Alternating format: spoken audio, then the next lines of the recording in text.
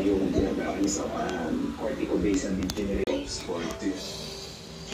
Yung pagiging makakalimutin po ba ang nature na maaaring dumiretso sa pagkakaroon ng dementia?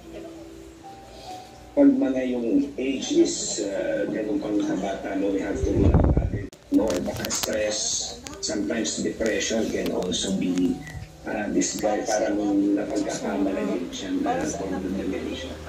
Yung parati mainitin ang ulo, minsan nagiging violente, di ba? Common ba yun, Dok? Opo, features, no?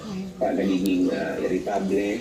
Yung iba ayaw kung sila magpag-isa na lang, magtutulong sa iniisip nila na yung binibigyan yung pagkain, may lason, no? May balak na wala sa'yo.